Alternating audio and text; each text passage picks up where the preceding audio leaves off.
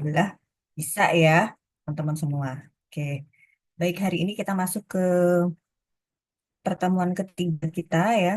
Ehm, jadi sebelum libur Lebaran, kita masih punya pertemuan hari ini dan minggu depan ya. Jadi minggu depan itu masih saya jadwalkan untuk ada perkuliahan ya. Nah, setelah itu nanti libur Lebaran. Libur Lebaran tuh hanya satu kali pertemuan ya, kalau nggak salah ya. Se- Ya, hanya satu kali pertemuan. Kemudian minggu depannya lagi kita sudah bisa memulai perkuliahan lagi begitu ya. Dan setelah Lebaran mungkin saya lebih fokus juga yang untuk eh, persiapan field trip. Tapi itu di bulan Mei ya persiapan field tripnya. Akhir akhir April ya. Field tripnya itu di bulan Mei. Oke. Oke, baik. Jadi hari ini saya akan masuk kepada materi mengenai em, karakteristik laut, ya, karakteristik laut dan juga morfologi. Nanti saya ingin kalian juga kerja berkelompok ya, tapi nanti dipisah per kelas untuk bekerja berkelompoknya. Saya share screen.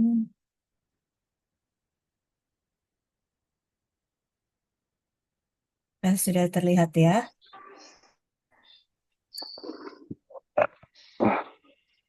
Oke, hari ini kita masuk kepada karakteristik laut ya, dan juga morfologi laut. Karakteristik ini maksudnya adalah karakteristik secara umum ya mengenai laut. Nah, sebelum masuk ke sana, eh, laut itu apa sih? Nah, ada yang mau jawab gak?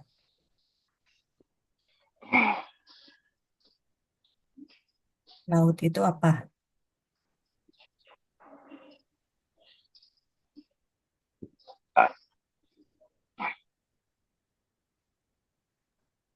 Siapa laut itu apa? Sering dengar kata-kata laut ya? Rembut nih. Hmm. Menurut saya laut adalah perairan besar. Ya, Arkan, suaranya kurang jelas.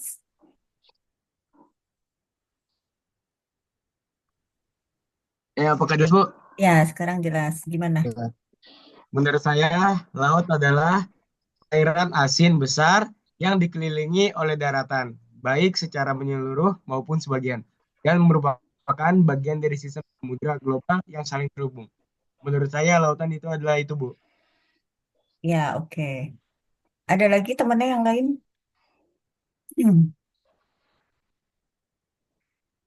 Ini tadi ada yang nggak sengaja kecoret ya kayaknya. Entah siapa di slide. Ada lagi yang lain?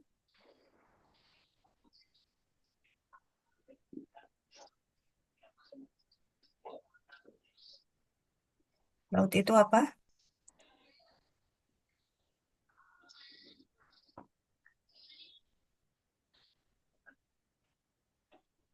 Sebuah eh, badan sebuah badan air yang mm, mengelilingi yang berada di bumi. Ya, Nargia, sebuah badan air yang ada di bumi begitu ya. Oke, ada lagi yang lain?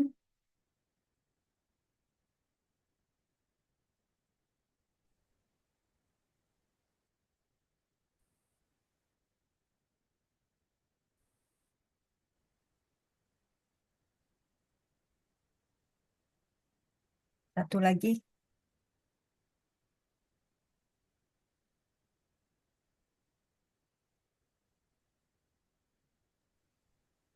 Saya sih menjawab, Bu. Boleh, Lautan, silakan. lautan adalah perairan yang sangat luas dan membagi daratan menjadi benua dan pulau. Terima kasih, Bu. Ya, perairan yang sangat luas gitu ya, membagi dan yang membagi daratan dan pulau-pulau begitu ya. Oke. secara umum apa yang disampaikan teman-temannya tadi eh, betul gitu ya. Cuma mungkin ada sedikit apa namanya penambahan gitu ya. Kalau kita mengacu kepada definisi dari Undang-Undang Kelautan, laut itu adalah ruang perairan di bumi ya, di muka bumi gitu ya, yang menghubungkan daratan dengan daratan, atau pulau dengan pulau gitu ya, dan bentuk-bentuk alamiah lainnya ya, dan juga dia merupakan satu kesatuan geografis dan ekologis gitu ya. Jadi nggak hanya masalah fisik tapi juga secara ekologis ya, beserta segenap unsur terkait yang batas dan sistemnya ditentukan oleh peraturan perundangan dan hukum internasional. Nah, kenapa di sini saya ambil definisinya dari Undang-Undang Kelautan karena dia mengacu kepada hukum laut internasional ya, dan juga di sini kita belajar oceanografi. Untuk orang geografi adalah nanti tujuannya untuk apa agar kita bisa melakukan pengelolaan laut gitu ya, pengelolaan pesisir dan laut gitu ya. Maka dari itu saya mengambil definisi ini. Walaupun secara eh, akademis gitu ya atau saintis bisa macam-macam ya definisinya ya. Ada yang mengatakan juga bahwa laut itu adalah hamparan perairan yang sangat luas gitu ya dan eh, berair asin gitu ya, yang menghubungkan pulau-pulau dan seterusnya gitu ya. Ya persis seperti yang mungkin disampaikan oleh teman-teman yang tadi ya. Oke. Nah, eh, karakteristik laut itu berbeda dengan daratan ya. Kalau di darat itu biasanya eh, sifatnya tuh lebih statis ya, cenderung statis gitu ya, tidak tidak dinamis seperti laut ya. Nah, yang terlihat sekali karakteristik laut ini yang berbeda dengan daratan itu adalah dia hamparan perairan yang luas ya, tadi sudah disampaikan, dan pengaruh dengan atmosfer dan juga daratan itu sangat kuat sekali gitu ya. Jadi kalau kita melakukan kegiatan di darat yang sifatnya merusak, misalnya ada industri, terus limbahnya disalurkan ke sungai gitu. Nah, itu bisa menjadi pencemaran di laut ya lama-kelamaan. Atau kalaupun tidak dialirkan ke sungai, misalnya dia juga bisa tetap berpengaruh ke laut ya, misalnya dari apa aliran bawah tanah dan seterusnya gitu ya. Dia bisa mencemari lautan. Ya, oleh sebab itu segala hal yang dilakukan di daratan harus eh, apa namanya memikirkan dampaknya gitu ya agar tidak terjadi pencemaran di laut. Ya, misalnya membuang sampah di sungai itu juga pengaruh ya ke laut ya. Nah, kemudian juga pengaruh atmosfer itu sangat kuat gitu ya, khususnya di perairan yang sangat luas ya di samudra gitu ya. Bisa terjadi em, apa perubahan upwelling gitu ya atau daerah penangkapan ikan pada saat musim barat atau musim timur itu juga berbeda gitu ya. Nah, itu kaitannya dengan iklim ya. Oke. Kemudian laut itu memiliki 4 dimensi ya. 4 dimensi ini apa gitu ya. Jadi ada ruang permukaan yang bisa kita gunakan ya di permukaan. Kemudian kita bisa menggunakan kolom kolom airnya ya kan di sini tempat apa ikan-ikan, tempat ataupun tempat pemanfaatan lainnya gitu ya. Kalau di permukaan mungkin untuk pelayaran ya kan. Dan juga ada di dasar laut ya. Di dasar laut misalnya untuk penambangan migas ya atau eh, meletakkan pipa bawah laut ya atau kabel bawah laut yang dipendam gitu ya di dasar di substratnya. Dan satu lagi adalah dimensi waktu ya. Jadi kalau kita bicara tentang laut, kita pasti akan juga bicara tentang musim ya.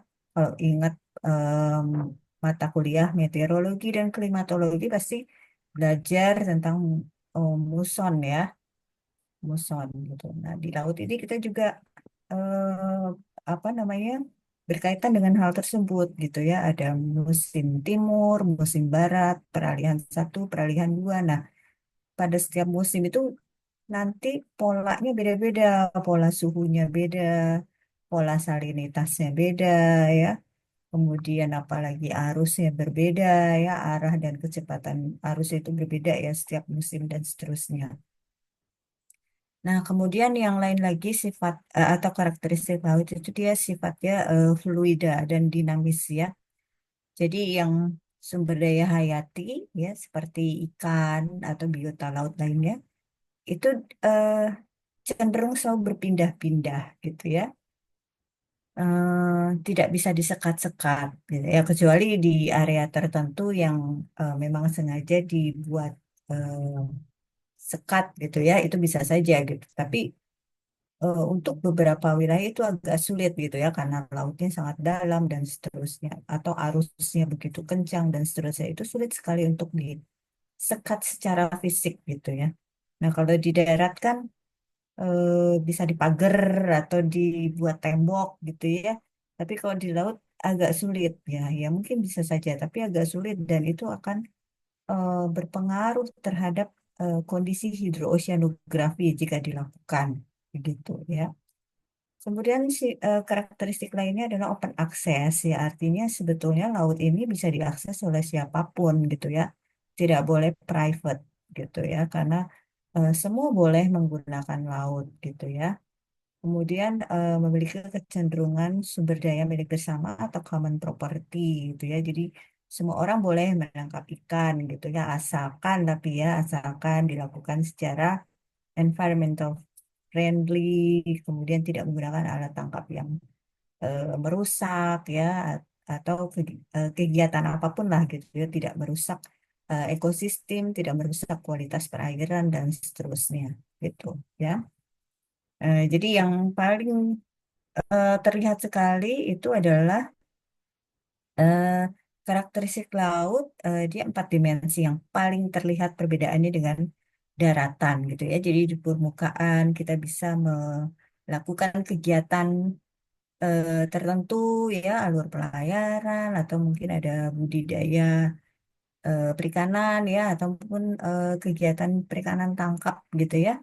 Nah di kolom itu juga bisa dilakukan kegiatan lainnya misalnya snorkeling ya untuk wisata bahari atau diving dan seterusnya. Nah, di dasar ini juga kita bisa melakukan kegiatan lain ya misalnya migas atau penambangan mineral ya dan lain-lain gitu ya.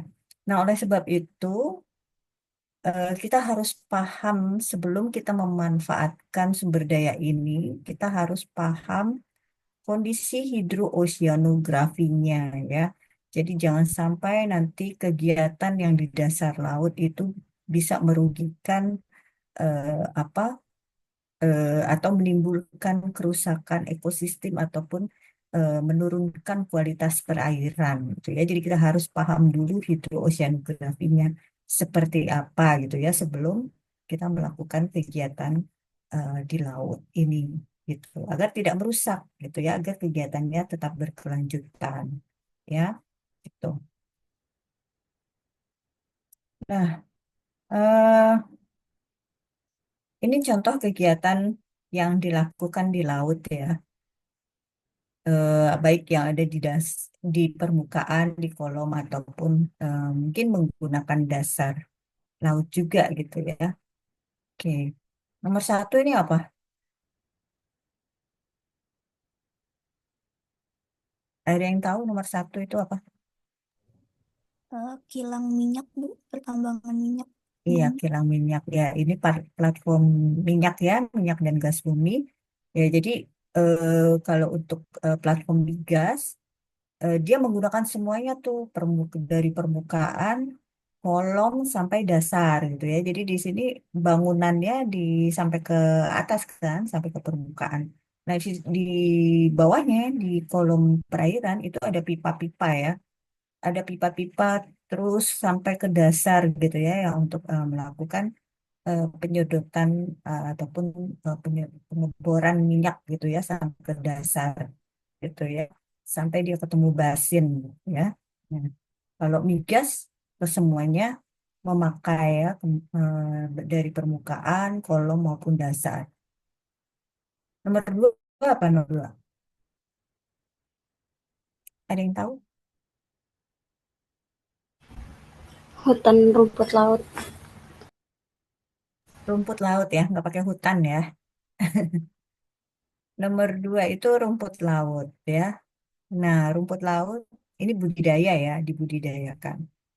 Rumput laut itu juga macam-macam ya. Ada yang eh, di permukaan, ada yang di kolom, ada juga yang di dasar. Itu metodenya, metode budidaya macam-macam. Nah, kalau yang ini di kolom ya rumput laut. Oke, nomor tiga apa?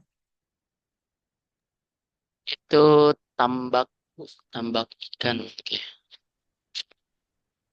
Tambak ikan. Ya, kalau kita ngomong tambak, itu biasanya di area daratan ya. Tapi kalau di laut kita ngomongnya keramba ya. Keramba jaring apung gitu ya, ataupun bagan tancap gitu ya. Nah, kalau ini keramba namanya. Ya, ini keramba, dia menggunakan permukaan laut dan juga kolom ya. Jadi ini yang bulat-bulatan itu sampai ke kolom. Bahkan mungkin ada juga yang sampai dasar gitu ya. Jadi biar ikan itu nggak kemana-mana gitu ya. Tapi ada juga yang hanya sampai kolom. Oke, nomor empat, Berselancar, Bu. empat gampang ya. Apa tuh? Berselancar. Iya, berselancar. Nah, ini wisata bahari ya. Wisata bahari. Dia menggunakan permukaan laut ya, menggunakan tinggi gelombang gitu ya. Nanti kita belajar tipe-tipe gelombang ya. Jadi tipe gelombang yang apa yang bisa dipakai untuk berselancar ya. Karena beda-beda ya. Tidak semua gelombang bisa dipakai untuk melakukan olahraga selancar gitu ya. Oke, nomor lima apa? Pelabuhan kapal pesiar. Pelabuhan. Iya betul. Ini pelabuhan ya. Pelabuhan ada kolam-kolam pelabuhan ya. Nah, kalau pelabuhan ini terkait dengan pelayaran, umumnya yang digunakan adalah permukaan ya, permukaan dan kolom kadang, khususnya untuk kapal-kapal yang besar ya. Kapal-kapal yang besar itu dia tidak bisa di laut yang dangkal ya, karena nanti bisa apa namanya nabrak gitu ya bawahnya, bisa tergerus bawahnya. Nanti kita belajar pada saat batimetrik. Eh, Nah, di pelabuhan ini juga ada maintenance-nya ya. Biasanya ada pengerukan jika terjadi sedimentasi di alur pelayaran ataupun di kolam pelabuhan. Jika sudah dangkal, biasa dikeruk gitu ya, dikeruk bawahnya agar kapal-kapal tetap terjamin keselamatannya gitu ya. Karena kalau terjadi pendangkalan, dia bisa bocor bawahnya ya. Jadi tetap harus di-maintain. Nah, ini adalah beberapa kegiatan yang menggunakan eh, apa dimensi laut gitu ya, permukaan, kolom maupun dasar. Nah, ini adalah contoh ya, contoh peta. Nah, kita orang geografi ya, biasanya kita eh, dari semua kegiatan ini gitu ya, itu kita petakan di laut di atas kertas gitu ya, atau menggunakan GIS lah ya sekarang. Eh, ini contohnya saja, tapi ini terkait dengan alur migrasi biota laut ya. Di sini ada garis-garis bunder-bunder gitu ya, kemudian ada beberapa simbol titik-titik yang menandakan itu posisi migrasi biota ya, biota laut. Ada migrasi lumba-lumba nih yang merah gitu ya. Ini di Laut Banda ya, ini Laut Banda. Kemudian migrasi dugong, tahu dugong kan? Tahu ya dugong? Ya, orang bilangnya putri duyung gitu ya. Tapi namanya dugong sebetulnya. Ya, dugong ini banyak di sekitar Sulawesi Tenggara ya, yang hijau. Kemudian ada juga tuna. Nah, ini ada migrasi tuna ini juga bermigrasi ya. Dugong itu bermigrasi, lumba-lumba juga bermigrasi ya. Eh, Tuna ini yang warnanya ungu ya, dia banyak melakukan migrasi di Laut Banda. Kemudian ada penyu, penyu juga ada juga melakukan migrasi ya di sekitar Sulawesi Tenggara. Di sini juga cukup banyak penyu ya. Kemudian mamalia laut lainnya gitu ya, misalnya paus dan seterusnya gitu ya, hiu paus dan lain-lain ya. Kemudian ada juga ditemukan beberapa ada ikan pari, ikan Napoleon ya, banggai cardinal fish. Di situ adalah ikan endemik ya di sekitar Sulawesi. Nah, eh, ikan-ikan ini bermigrasi tidak hanya pakai permukaan ya, tapi juga pakai kolom airnya ya. Mungkin ada beberapa yang agak sedikit ke dalam, ke dasar gitu, tapi terus naik lagi ke atas gitu ya. Nah, tapi kalau kita petakan, karena kalau kita peta itu kan dua dimensi ya, peta itu dua dimensi, kita belum melakukan pemetaan tiga dimensi, walaupun sekarang sudah mulai ya, orang-orang geografi, para geograf sudah mulai mencoba melakukan pemetaan tiga dimensi untuk laut. Tapi itu susah sekali gitu ya, sulit. Nah, ini kita baru melakukan dua dimensi. Nah, walaupun si ikan-ikan ini adanya juga di kolom gitu ya, tapi tetap kita petakan, jadi seolah-olah ada di permukaan gitu ya, tetap kita gambarkan juga gitu ya. Nah, kalau dari seluruh kegiatan ini ya yang ada di permukaan, di kolom, di dasar itu kita petakan, itu laut jadi kelihatan penuh banget gitu ya. Karena dipetakan semuanya di dalam kertas ya, seolah-olah tumpang tindih gitu. Padahal secara vertikal mungkin dia tidak akan tumpang tindih gitu.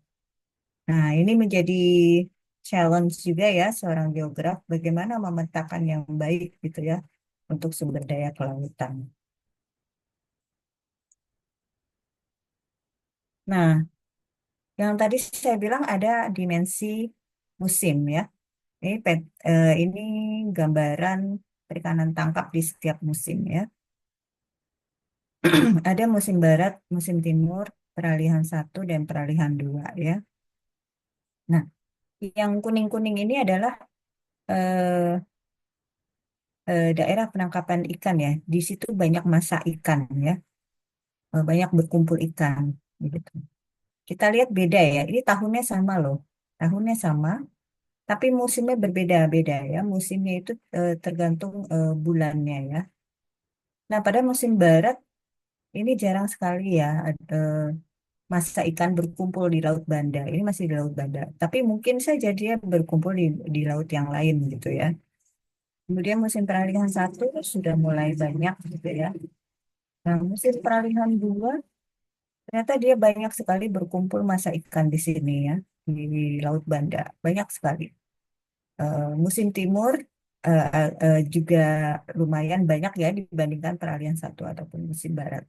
Nah, hal ini menunjukkan eh, bahwa kondisi laut juga sangat dipengaruhi oleh musimnya, khususnya sumber daya hayatinya ya, perikanan ya, sangat tergantung kepada musim begitu. Ya karena kalau musim pola klorofil berubah, pola suhu berubah, pola salinitas berubah dan seterusnya gitu. Oleh sebab itu, kalau kalian melakukan penelitian di bidang kelautan, pemetaan di bidang kelautan, tidak hanya cukup satu musim saja ya yang dipetakan, tapi harus empat musim ya. Kalian mungkin nanti bisa lihat juga skripsi kakak-kakak kelas kalian yang mengambil kelautan ya.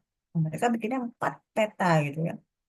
Challenge kalau meneliti bidang kelautan ya ataupun bikin skripsi bidang kelautan karena peta yang dibuat sangat banyak gitu ya per musim gitu. Nah, ini untuk perikanan ya. Bagaimana kalau misalnya migas gitu ya? Nah, kalau migas tentu akan berbeda ya karena dia sumber daya non hayati yang sifatnya ada di dasar laut gitu ya, mungkin dia sifatnya lebih statis dibanding dengan perikanan gitu ya. Oke. Nah, ini juga atmosfer mempengaruhi lautan dan juga sebaliknya gitu ya. Ini kita bisa lihat bahwa suhu permukaan laut di daerah tropis itu lebih hangat dibanding di daerah lainnya, di non tropis ya gitu. Itu karena pengaruh dari iklim juga ya.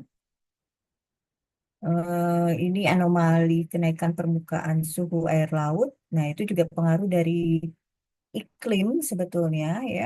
Eh, jadi kalau terjadi kenaikan suhu permukaan air laut, ini kemungkinan terjadi sea level rise itu semakin juga tinggi gitu ya, karena ada perubahan massa air laut. Nah, nanti ini akan banyak belajar di mata kuliah dinamika perubahan iklim ya. Nanti mungkin dengan saya juga atau dengan Ibu Asma Irma ya di semester, saya lupa semester berapa, mungkin semester besok kayaknya. Nah, ini adalah eh, pembagian laut berdasarkan kedalaman. Ada yang sudah pernah belajar ini belum? Yang dari IPA mungkin. Belum, Bu.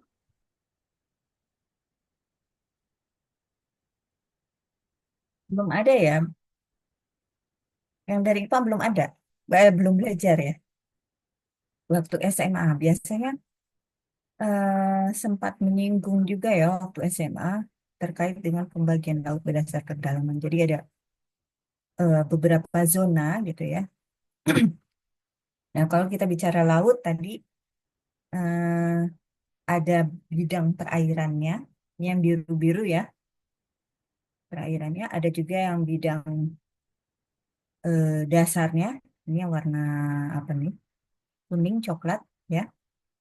Nah, kita melihat pembagian laut itu adalah dari dua hal tersebut ya, dari perairannya dan juga dari dasar lautnya ya. Nah, untuk bidang perairannya ini ya, yang air-airnya itu dikatakan pelagik ya, sebagai pelagik ini dari sini sampai sini. Pelagik gitu ya, sampai kolom ini juga atau ya, air yang ada di dasar itu dikatakan juga sebagai pelagik. Pelagik ini dibedakan menjadi neritik dan juga oseanik ya. Neritik ini biasanya adalah laut dangkal. Jadi yang perairannya tuh perairan dangkal gitu ya, yang masih dipengaruhi oleh pasang surut gitu ya. Itu namanya neritik. Kemudian lebih jauh dari itu, dari neritik itu kita sebut sebagai oseanik ya. Nah, di sini pengaruh daratan sudah tidak terlalu dominan lagi gitu ya dibanding neritik gitu. Nah, eh, untuk apa pelagik ini kita kan akan pelagik provinsi ya atau zona pelagik gitu ya. Itu dibagi-bagi lagi berdasarkan kedalamannya secara vertikal ya. Ada namanya epipelagik 0 sampai 200 meter, ada mesopelagik ya, batipelagik, abyssal-pelagik, dan yang paling dasar itu adalah hadal pelagik gitu ya, yang paling dalam. Tapi ini di airnya ya, di perairannya. Nah, bagaimana dengan yang di dasar? Yang di dasar itu juga sama pembagiannya ya. Pembagian ada litoral, daerah intertidal ya, daerah pasang surut, ada sublitoral 0 sampai 200 meter, ada batial, ada abisal, dan juga ada hadal. Namanya hampir mirip, namanya sama ya. Cuma kalau yang pelagik dikasih belakangnya pelagik, pelagik gitu ya. Nah, pembagian ini adalah berdasarkan dari sejauh mana apa eh, cahaya bisa masuk ke bidang perairan gitu ya. Nah, ini nanti berkaitan dengan tugas ya, dengan tugas kalian.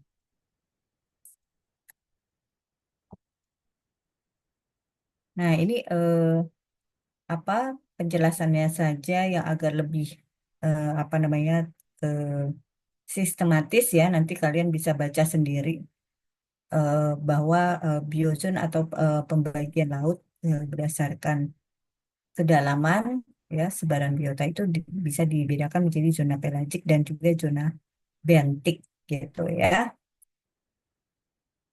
Nah, di neritik dia unsur haranya, tadi masih ingat ya neritik sebelah mana? Nah, di neritik ini biasanya unsur haranya itu sangat melimpah ya. Banyak nutrien-nutrien ya, sehingga di situ banyak sekali biota-biota begitu ya. Keanekaragamannya sangat tinggi di zona neritik ini dibandingkan dengan zona oseanik ya. Oke. Nah, kalau ini zona oseanik nanti bisa dipelajari sendiri ya, dibaca apa materi saya ini ya. Jadi di zona oseanik nanti ini di sini banyak terjadi upwelling ya. Upwelling ini adalah terjadi akibat dari perbedaan suhu di lapisan atas dan bawah laut. Karena dia kan lautnya dalam ya di zona oseanik ini. Jadi kemungkinan terjadi upwelling itu sangat besar dibandingkan pada zona neritik gitu ya. Nah di zona neritik ini dia kan di laut dangkal ya. Itu cahaya matahari masih masuk, masih dipengaruhi oleh darat, banyak nutrien, sehingga di sini bisa terjadi sebagai tempat nursery ground atau tempat pemijahan atau tempat pembesaran anak-anak ikan gitu ya. Di sini banyak mangrove, banyak lamun ya. Beberapa juga ada terumbu karang di sini gitu ya. Jadi lebih keanekaragaman hayat ini sangat tinggi dibandingkan dengan zona oseanik ini gitu ya. Nah, setiap zona ini juga beda-beda bentukan biotanya ya. Jadi semakin dalam bentukan biotanya mungkin agak sedikit terlihat aneh gitu ya. Misalnya saja kalau yang di hadal pelagik itu yang paling dalam gitu ya, bisa sampai lebih dari 6.000 di bawah permukaan laut, di bawah permukaan laut.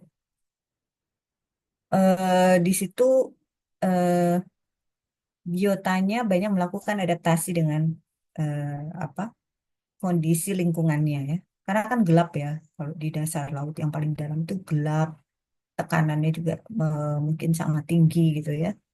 Nah, jadi bentuknya juga menyesuaikan ya, bentuknya menyesuaikan dengan eh, tempat hidupnya mereka. Jadi ada yang bisa mengeluarkan sinar dari tubuhnya gitu ya, atau kemudian dia bisa apa namanya beradaptasi dengan apa tekanan atau dengan salinitas dan seterusnya ya. Oke. Ada yang pernah melihat hewan ini belum? Belum ya? Belum, Bu. Belum ya? Saya nggak tahu di Museum Zoologi ya, apakah ada ya? Saya lupa-lupa ingat. Tapi kayaknya nggak ada ya. Oke.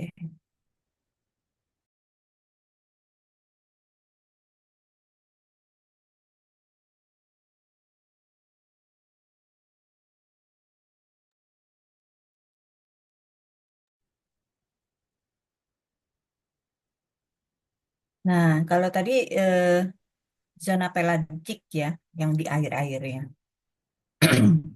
Ini zona bentik. Ini nanti kita belajar pas sistem pelagik dan sistem bentik ya. Di sini saya belum menerangkan lebih detail, karena nanti ada lagi yang lebih detail. Nah, kalau zona bentik ini tadi pembagiannya ada litoral, batial, abisal, dan hadal ya. Ini adalah daerah yang di dasar yang di dasar lautnya ya, substratnya di sedimennya. Jadi kalau di daerah litoral itu biasanya daerah yang masih dipengaruhi oleh pasang surut, itu banyak sekali ditemukan misalnya bintang laut ya, teripang, spons. Jadi kan itu dia nempel ya di dasar laut. Nanti pas praktikum bisa melihat ini ya, bisa melihat langsung eh, yang apa saja yang ada di zona pelagik dan juga di zona bentik gitu ya. Kalau bintang laut sudah pernah lihat ya, teripang, udang, karang gitu ya. Nah, ada lagi kalau yang semakin dalam ya, kalau di zona bentik itu organismenya ukurannya akan semakin kecil ya, karena adaptasinya akan lebih sulit gitu ya untuk biota-biota laut dibanding di zona litoral ataupun batial begitu ya. Nah, yang paling kaya adalah di zona litoral ini. Oke.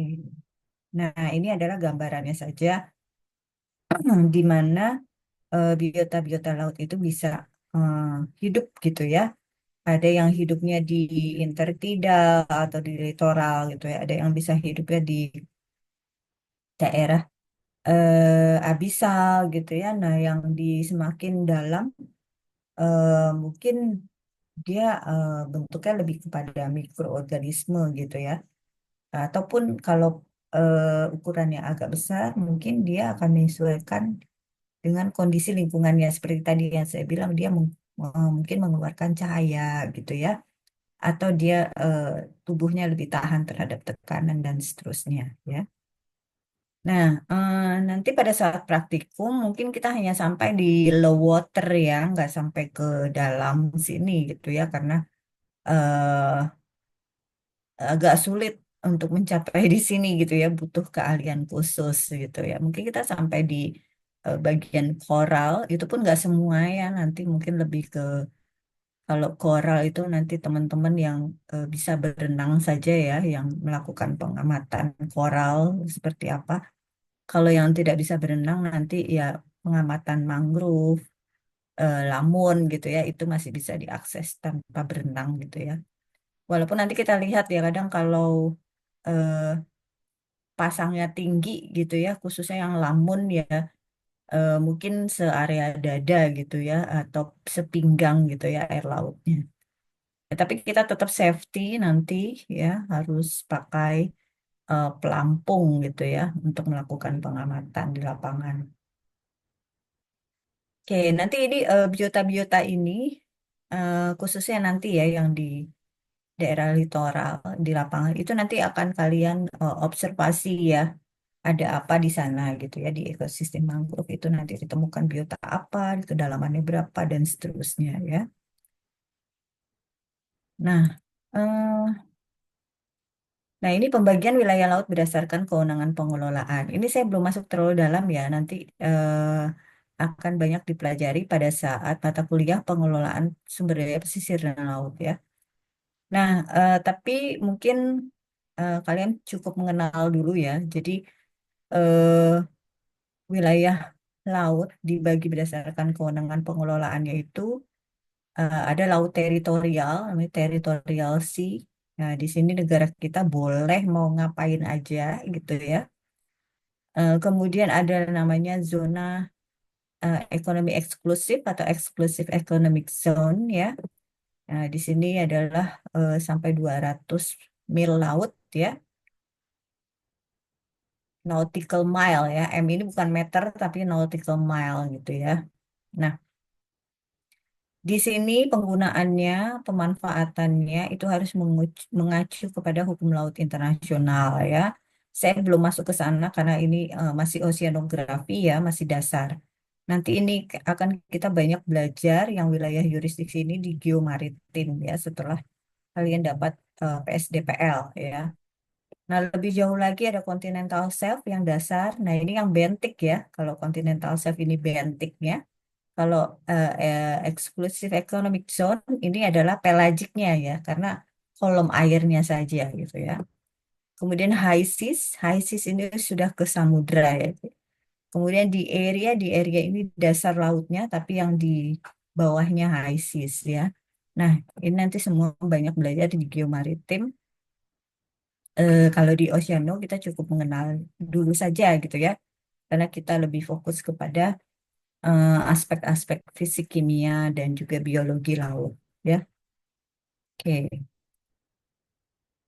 Nah, ini gambarannya saja ya terkait dengan eh, wilayah laut. Pembagian laut berdasarkan kewenangan ya. Jadi ada laut teritorial itu ada perairan kepulauan, perairan pedalaman ya. Kemudian di luar itu namanya wilayah jurisdiksi, ada zona ekonomi eksklusif, ada continental shelf dan seterusnya ya. Ini mungkin saya skip dulu ya, nanti di PSDPL saya akan jelaskan ya. Nah, ini sedikit saja. Nanti yang kita fokuskan di lapangan itu adalah wilayah pesisir ya. Em, jadi di wilayah pesisir itu adalah wilayah peralihan antara darat dan laut yang masih dipengaruhi oleh aktivitas daratan. Misalnya seperti masih terjadi sedimentasi gitu ya. Atau masih dipengaruhi oleh pasang surut ya, perembesan air asin dan seterusnya ya. Jadi kita nanti kalau untuk ke lapangan kita fokusnya di sini di daerah tapi mungkin lebih kecil lagi malah ya di daerah pasang surut lah kita lebih banyak fokus di sana. Kecuali yang untuk terumbu karang ya kita agak geser sedikit eh, ke laut gitu ya. Dan juga yang untuk pengambilan sampel air laut nanti kita bagi ada di daerah sekitar pantai sama agak sedikit jauh dari pantai gitu ya. Nah, kita masuk ke morfologi dasar laut ya. Jadi karena teman-teman juga sudah dapat geologi dan juga geomorfologi mungkin sedang belajar ya paralel. Jadi saya tidak akan menjelaskan tentang sejarah pembentukan pulau ya di Indonesia seperti apa karena sudah dipelajari di geologi. Jadi bentukan geomorfologi dasar laut kita atau bawah laut kita ya yang ada di Indonesia itu terbentuk akibat dari proses tektonik dan juga vulkanik gitu ya. Mungkin di geologi masih ingat eh, apa namanya eh, pergerakan lempeng gitu ya. Masih ingat juga apa pemisahan antara paparan Sunda dan paparan Sahul gitu ya. Kemudian yang di tengah ini sekitar Sulawesi, dia akan berbeda dengan yang di sekitar apa Papua, Australia dan juga di sekitar Sumatera, Kalimantan, Jawa ya. Nah, itu juga fitur-fitur bawah laut kita yang ada di Indonesia dipengaruhi oleh proses-proses tersebut gitu. Jadi ada bentukan-bentukan namanya Simons. Simons itu gunung api bawah laut ya. Ada juga ridge ya, punggungan di bawah laut. Ya mungkin dengar juga kalau sering naik gunung tahu ya daerah punggungan itu kayak kayak apa.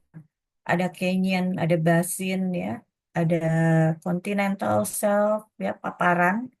Nah ini kayak di sekitar Sumatera, Kalimantan, Jawa yang ungu ini. Ini adalah paparan ya, dulu dia menyatu sebagai satu daratan. Cuma karena proses tektonik dan eh, segala lain ya, proses geologis, eh, dia akhirnya apa namanya terpisah ya menjadi pulau-pulau dan ini terisi oleh air gitu ya menjadi lautan. Nah, saya ingin nanti kalian coba mengidentifikasi ya beberapa fitur-fitur bawah laut yang ada di Indonesia ya. Nanti kalian kerja kelompok ya. Setiap kelas bagi kelompok menjadi 6 ya untuk mengidentifikasi fitur bawah laut yang ada di Indonesia berdasarkan dari website ini ya. Websitenya NGDC ya, berdasarkan GEPCO. Di situ kalian bisa mengidentifikasi, nanti saya kasih contohnya, mengidentifikasi fitur bawah laut yang ada di masing-masing kawasan ini ya, kawasan laut ini. Nanti tolong dibuat 6 kelompok masing-masing kelas. Kalian coba identifikasi pakai website ini ya. Kemudian definisinya apa? Kemudian boleh ditambahkan informasi lainnya terkait dengan biota ataupun hal lain dan berikan gambaran batimetri di masing-masing feature bawah laut tersebut gitu ya. Nah, saya akan berikan contohnya. Masuk ke websitenya Kepo. Sebentar.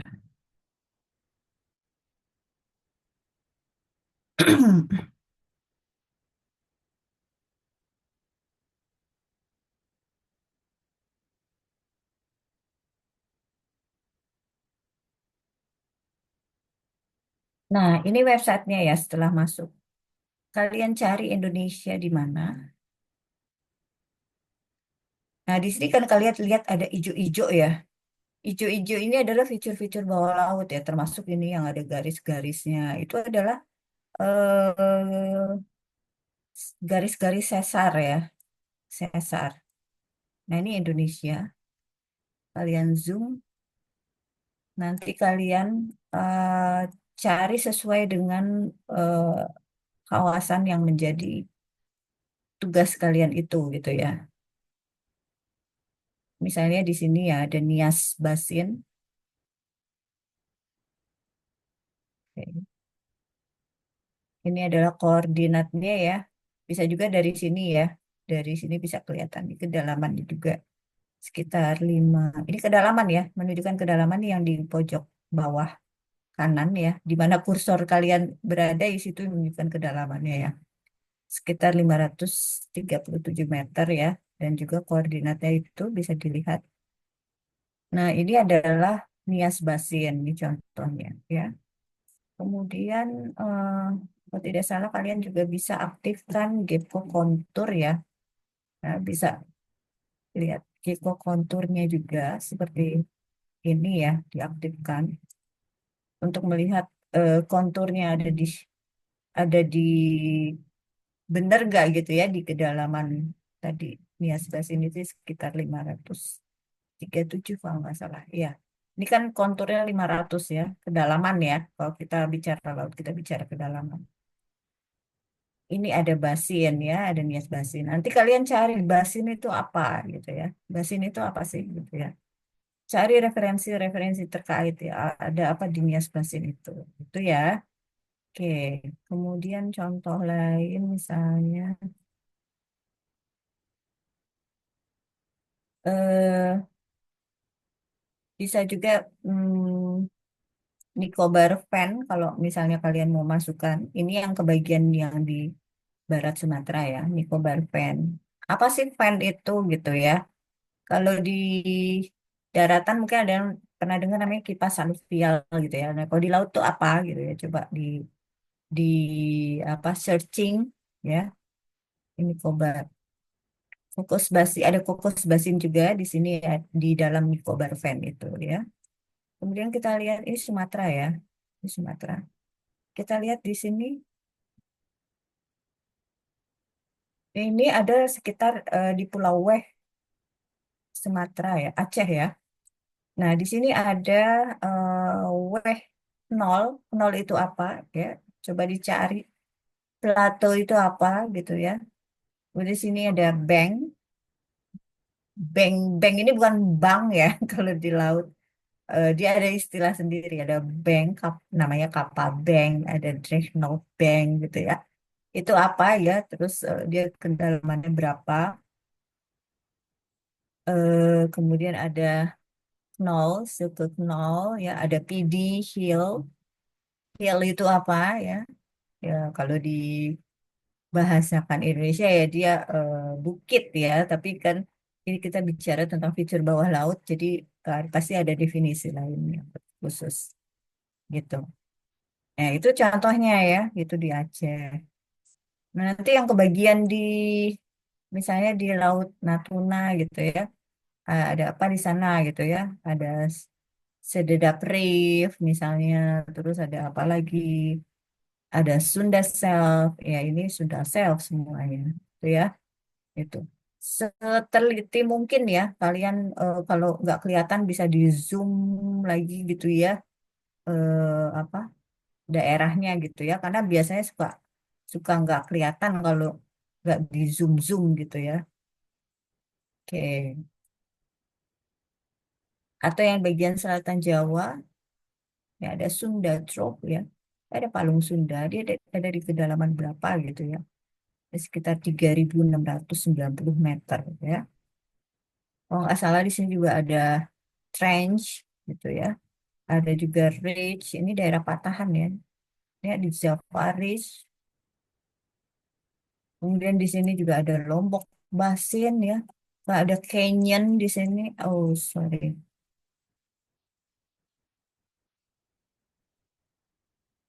Ada Sepatang Canyon ya. Ini banyak sekali canyonnya ya. Canyon itu apa gitu ya kalau di bawah laut ya. Coba di searching di in- apa namanya di berbagai sumber referensi silakan ya.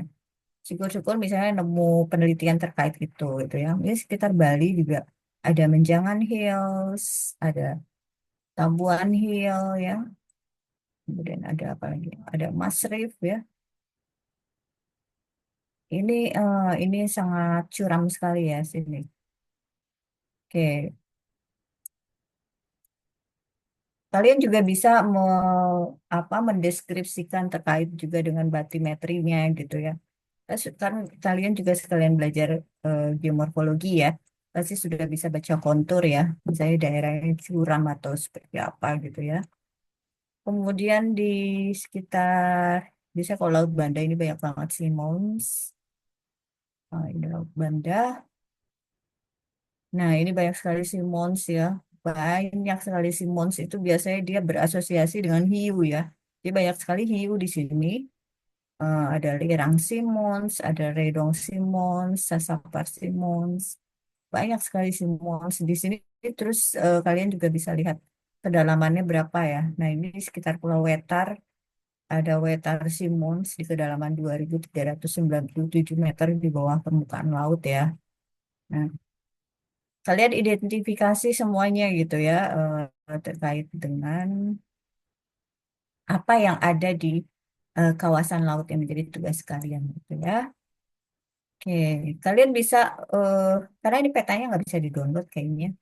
Mungkin bisa di apa snipping tools atau di print screen ya atau apalah gitu ya untuk menunjukkan.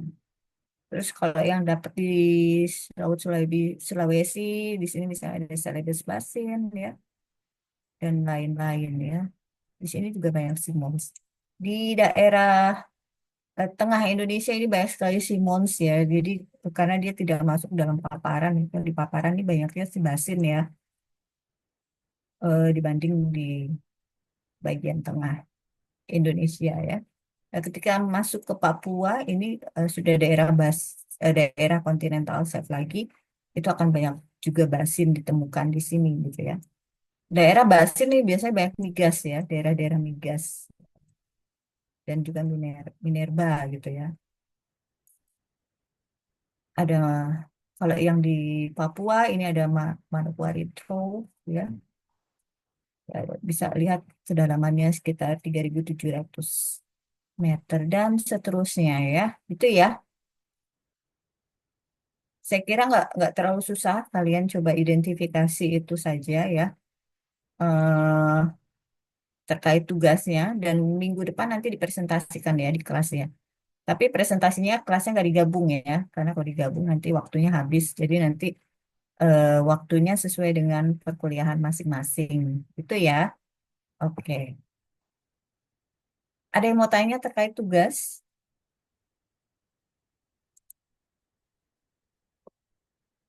Sudah paham?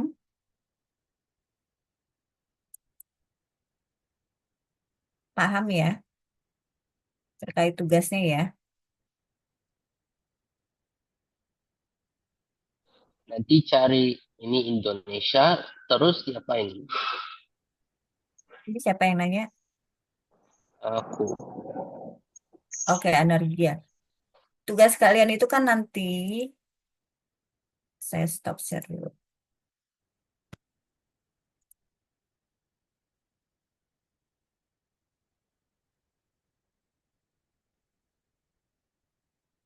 Terus kalian kan ini ya, jadi bikin kelompok, masing-masing kelas bikin kelompok, ada 6 kelompok ya. Kelompok satu areanya itu di perairan Barat Sumatera, Selat Malaka, dan Laut Natuna ya. Kelompok dua di perairan Selatan Jawa, Bali, dan Nusa Tenggara ya. Kelompok tiga areanya itu di Laut Bali dan Laut Flores.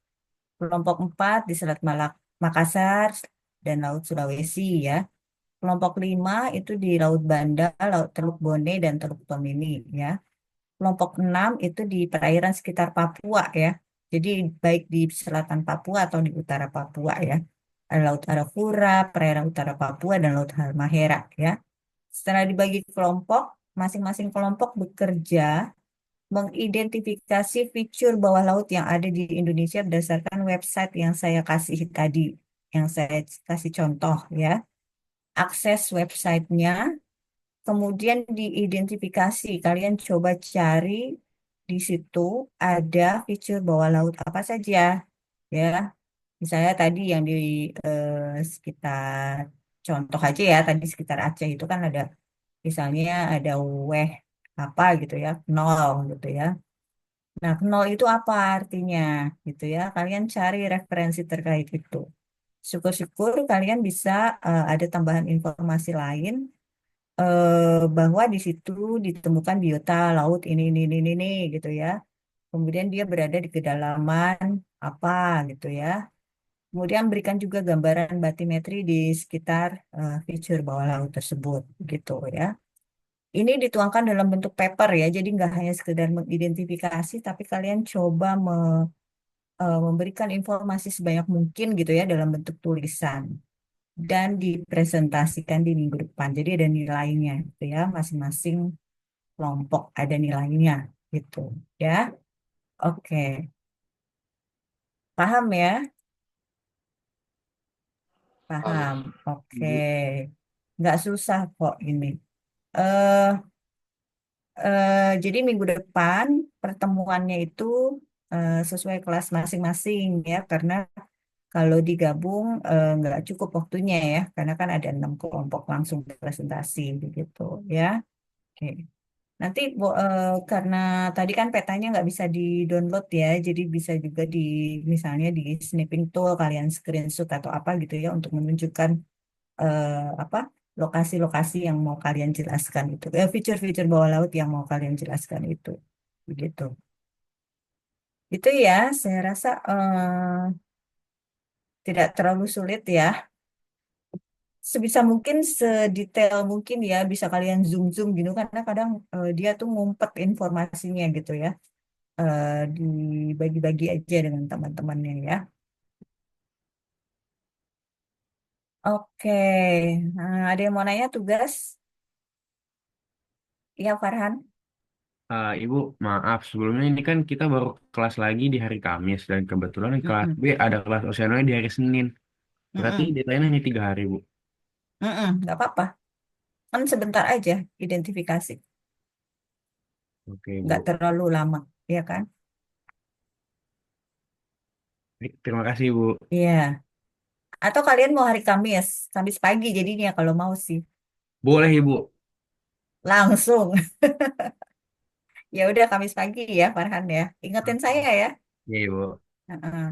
Jadi yang kelasnya Farhan Kamis pagi jam 8 ya. Terus yang kelasnya siapa Lutfi ya, PJ-nya. Itu di Kamis jam 10 gitu ya. Ibu, kelas B di jam Eh, 8 ada geotanah, Ibu. Kebalik, ada Bu. Giot. Hah? Kebalik. Terbalik Saya ya, saya yang kebalik. di jam 8. Oh iya, Lutfi yang di jam 8. Terbalik ya. Yang Farhan jam 10. Ya, oke. Ya pokoknya Kamis lah ya dua-duanya ya. Ya, Ibu. Ya, nanti kita online aja. Terima Oke, kasih. jadi deadline-nya Kamis minggu depan ya. Gitu. Oke, ada lagi yang mau ditanyakan?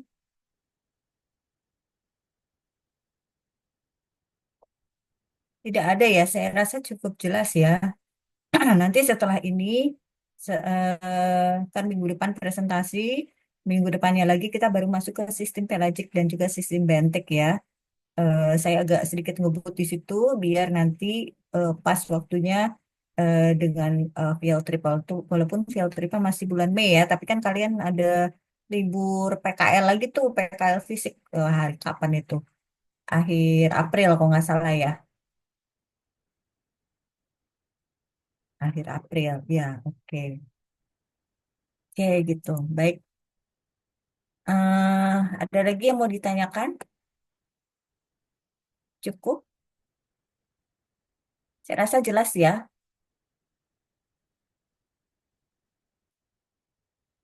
Oke, baik. Kalau misalnya jelas, tidak ada lagi yang mau ditanyakan, mungkin bisa saya cukupkan ya perkuliahan hari ini. Kalau masih ada sisa waktu, silakan kalian bagi kelompok ya, dan juga bisa bekerja berkelompok ya.